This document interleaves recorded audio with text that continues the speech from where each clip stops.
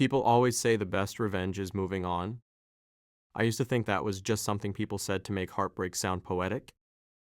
Then my ex betrayed me and accidentally gave me the biggest motivation of my life. My name is Adam, and if she hadn't broken my heart, I'd probably still be living the same miserable life. 3 years ago, I thought I had everything figured out.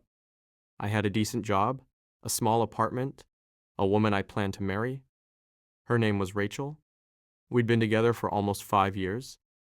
Everyone assumed our wedding was only a matter of time, including me. Rachel always talked about our future, the house we'd buy, the vacations we'd take, the children we'd have. I believed every word. Then, one Thursday afternoon, everything collapsed. I left work early because I wasn't feeling well. Rachel wasn't supposed to be home.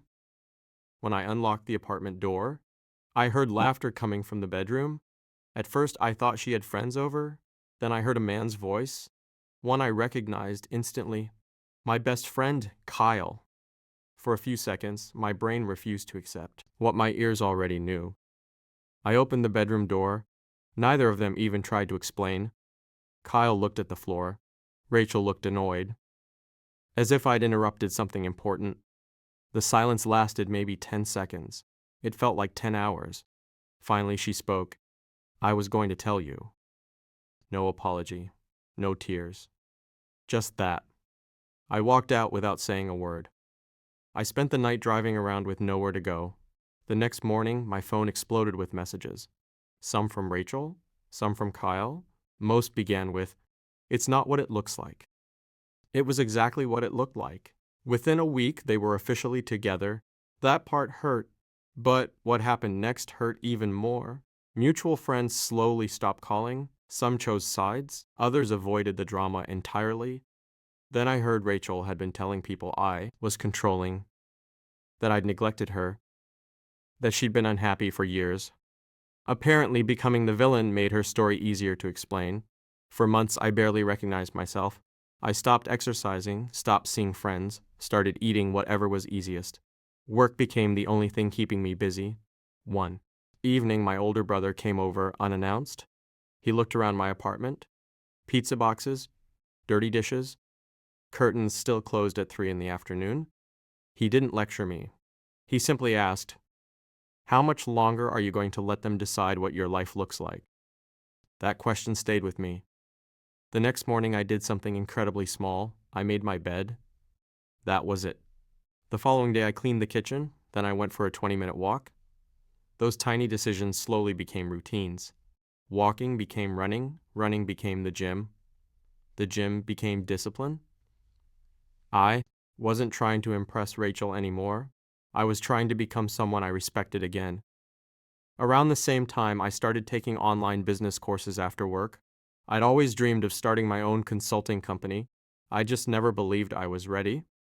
Now, I had nothing to lose. For nearly 18 months, my schedule never changed. Work, study, exercise, sleep, repeat. There were no dramatic breakthroughs, just hundreds of ordinary days. Then, one opportunity changed everything. A former client recommended me for a freelance project. That single project turned into 3 more. Eventually, I earned enough to leave my full-time job. Starting my own business was terrifying, but it was also the first decision I'd made entirely for myself in years. The company grew faster than I expected. By the end of the second year, I had 4 employees, then 8. Life finally felt exciting again, not because I'd forgotten Rachel, because she no longer occupied every thought. Then came the moment I never expected. A networking event downtown. I was talking with potential clients when someone called my name. I turned around. Rachel, standing beside Kyle. For a second, nobody spoke.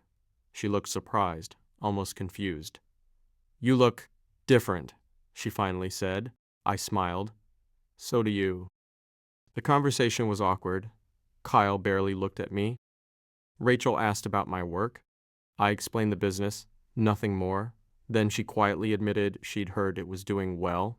Before I could answer, another guest walked over. He shook my hand, congratulated me on winning a regional entrepreneurship award the previous month.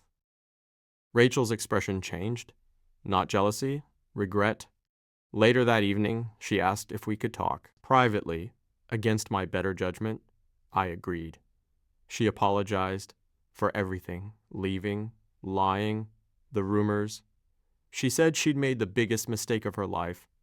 Then came the sentence I never thought I'd hear: I wish I'd stayed. Months earlier, I would have given anything to hear those words. Now, I felt nothing, not anger, not satisfaction, just peace. I thanked her for apologizing.